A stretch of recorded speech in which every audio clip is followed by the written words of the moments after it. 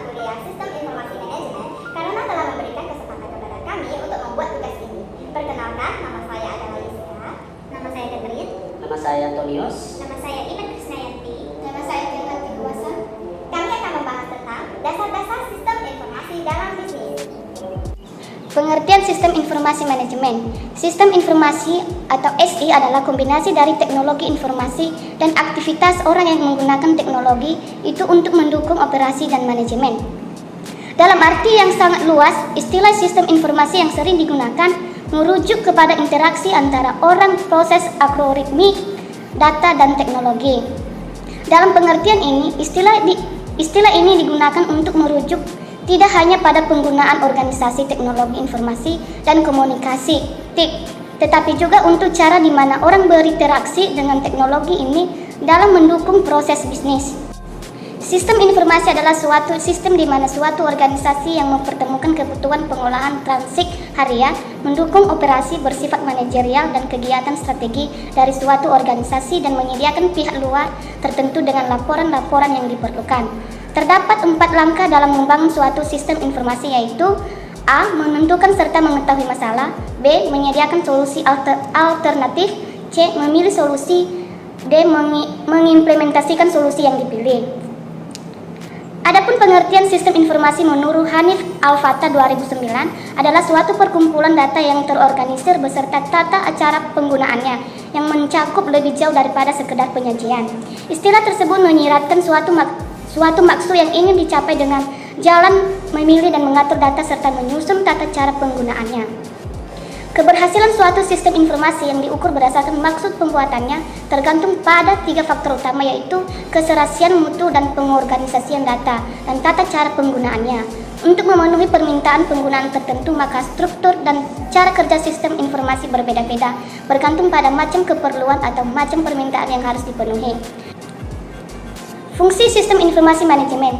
Fungsi sistem informasi penting untuk diketahui, terlebih di era kemajuan teknologi seperti sekarang. Menurut para ahli, sistem informasi memiliki pengertian kombinasi antara prosedur kerja informasi orang serta teknologi yang terorganisir. Beberapa fungsi dari sistem informasi diantaranya yaitu titik 2. Yang pertama, 1. Sistem informasi memiliki untuk mempermudah manajemen, merencanakan, memantau, mengarahkan serta mendelegasikan pekerjaan ke semua departemen yang mempunyai hubungan koordinasi. Sistem informasi memiliki fungsi untuk meningkatkan efisiensi serta efektivitas dan yang disajikan secara akurat dan tepat waktu. Fungsi lainnya dari sistem informasi manajemen adalah manfaat sistem informasi dapat meningkatkan aksesibilitas data yang disajikan kepada penggunaan informasi secara cepat dan akurat tanpa melalui perantara. Kedua, manfaat sistem informasi bisa mengantisipasi serta memahami konsekuensi ekonomi dari sistem dan teknologi informasi terbaru. Ketiga, manfaat di sistem informasi bisa menjamin kualitas serta keterampilan dalam penanganan kritis suatu sistem. Yang keempat, manfaat sistem informasi dapat menentukan investasi yang akan dilakukan untuk sistem informasi. Yang kelima, manfaat sistem informasi dapat mengembangkan rencana yang lebih efektif. Tren dalam sistem informasi manajemen. Terdapat beberapa tren dalam sistem informasi manajemen saat ini seiring dengan semakin berkembangnya teknologi di dunia, yaitu dapat dikategorikan sebagai berikut ini. 1. Inovasi teknologi informasi atau TI. Inovasi TI yang terus berlanjut dan berkembang telah mengubah dunia bisnis yang terdahulu dengan ide-ide yang baru. Contohnya adalah munculnya cloud computing, peningkatan penggunaan platform digital di smartphone, kemudian laptop, big data, dan IoT, serta pembelajaran sistem mesin ataupun robot. Kemudian 2. Bisnis model yang baru. Contohnya adalah video ataupun film online service yang biasa dipakai untuk streaming dan di-download seperti Netflix, YouTube, iTunes, TikTok, dan lain-lain. Dengan adanya banyak original film yang ada di Netflix, beberapa penonton telah membatalkan atau memberhentikan layanan TV lokal dan hanya menggunakan internet untuk kepentingan entertainment.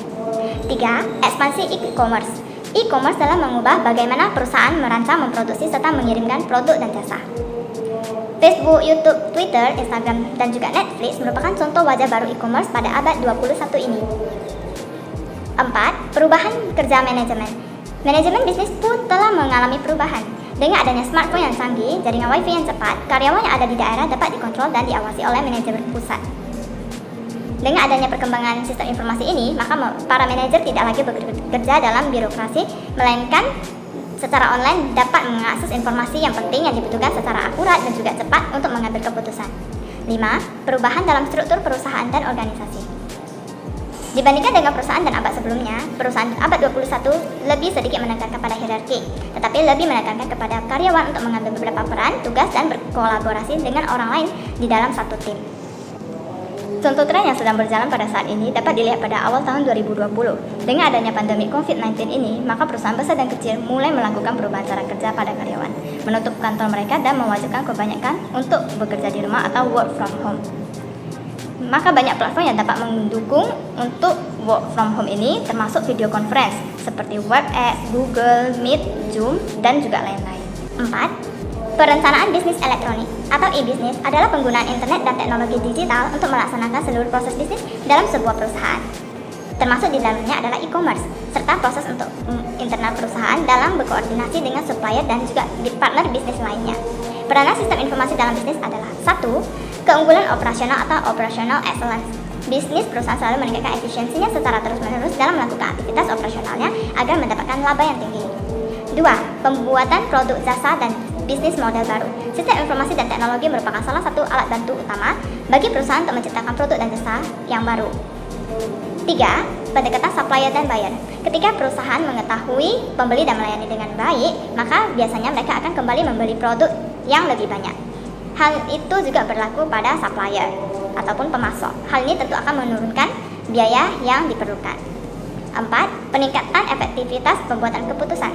Banyak manajer beroperasi dalam keterbatasan informasi dan tidak pernah mendapatkan informasi yang tepat pada waktu yang tepat untuk membuat sebuah keputusan, sehingga produksi barang dan jasa menjadi berlebihan ataupun kekurangan. Pengalokasian sumber daya yang kurang tepat dan waktunya menjadi sangat lama. 5. Keunggulan kompetitif atau competitive advantage.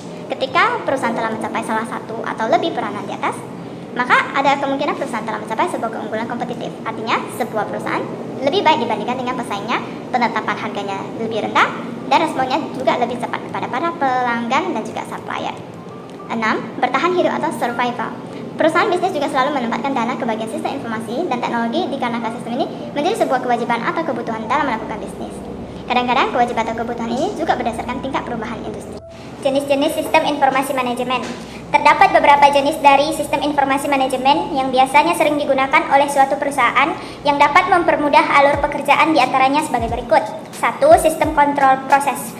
Sistem kontrol proses ini adalah suatu jenis sistem yang paling penting dari sistem informasi manajemen di setiap perusahaan manufaktur. Seperti namanya, sistem ini berguna untuk memantau proses produksi atau industri bisnis. Contohnya perakitan mobil, proses peminyakan atau fabrikasi logam. Kedua, sistem kontrol inventaris. Sistem kontrol inventaris ini merupakan sistem pelacakan semua persediaan di gudang perusahaan atau warehouse management system dan pelacakan pembaruan manajemen perusahaan. Dengan cara ini, manajemen perusahaan dapat menentukan kapan persediaan bahan produksi dimulai menipis dan kapan barang-barang itu diisi ulang. Yang ketiga, sistem laporan manajemen. Nah, sistem laporan manajemen dirancang untuk menghasilkan laporan tentang operasi dan keuangan dari semua tingkat manajemen dalam sebuah perusahaan. Fungsi sistem ini cukup penting karena dapat membantu manajer perusahaan membandingkan kinerja perusahaan dengan kinerja tahun lalu dan kinerja yang diharapkan atau performance operation. Yang keempat, sistem penjualan dan pemasaran. Sistem penjualan dan pemasaran di mana akan membantu tim pemasaran dan sales force menjalankan dan melacak efisiensi fungsi pemasaran dan penjualan perusahaan. Terdapat pula fungsi-fungsi pemasaran lain yang dijalankan oleh sistem penjualan dan pemasaran, yaitu proyeksi penjualan nol, meningkatkan kualitas produk, penanganan jaringan distribusi bisnis, dan membuat serta melacak strategi penerapan harga. Ada beberapa tantangan manajerial dalam sistem informasi yang berkaitan erat terhadap teknologi informasi, yaitu yang pertama, kesuksesan dalam lingkungan bisnis dan yang dinamis saat ini bergantung pada pemaksimalan penggunaan teknologi berbasis internet dan sistem informasi. Yang kedua, tujuan dari banyak perusahaan ini adalah untuk memaksimalkan nilai pelanggan dan bisnis dengan menggunakan teknologi informasi untuk mendukung para pegawai mereka yang dalam mengimplementasikan proses bisnis kooperatif dengan para pelanggan, pemasok, dan pihak lainnya. Yang ketiga, beberapa tantangan etika yang harus dihadapi oleh para manajer bisnis yang mengimplementasikan aplikasi-aplikasi utama teknologi informasi. Komponen sistem informasi manajemen. Komponen sistem informasi manajemen menerapkan elemen-elemen yang membentuk sebuah sistem informasi. Sementara itu, sistem informasi merupakan penggunaan teknologi komputer dalam perusahaan sehingga informasi tersampaikan ke pengguna. Berikut ini termasuk komponen sistem informasi manajemen adalah: 1. Komponen input sistem informasi manajemen. Komponen input adalah data-data yang masuk ke dalam sistem informasi. Yang kedua, komponen output sistem informasi manajemen. Sistem komponen output sama halnya dengan sistem informasi manajemen yang selalu memiliki output. Contohnya, komponen sistem informasi manajemen dibuat dari data yang tersimpan di basis data. Dan yang ketiga, komponen basis data sistem informasi manajemen. Komponen sistem informasi basis data merupakan kumpulan dari data-data yang tersimpan pada perangkat keras komputer. Keempat, komponen model sistem informasi manajemen. Informasi yang dihasilkan oleh sistem informasi berasal dari basis data yang diolah lewat suatu model. Yang kelima, komponen teknologi sistem informasi manajemen. Ada dua macam kategori untuk komponen teknologi, yaitu perangkat keras dan perangkat lunak atau sistem komputer serta teknologi sistem komputer. Keenam, komponen kontrol sistem informasi manajemen. Komponen sistem informasi manajemen yang terakhir adalah komponen kontrol. Komponen ini juga sangat bermanfaat di sistem informasi. Fungsinya untuk menjamin informasi agar menghasilkan informasi yang akurat.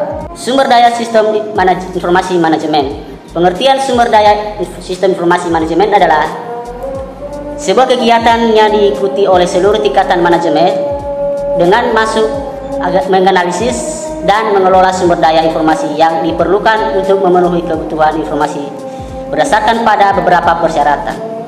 Manajemen sumber daya informasi terdiri dari 5 jenis utama sumber daya, yaitu sumber daya informasi, sumber daya manusia,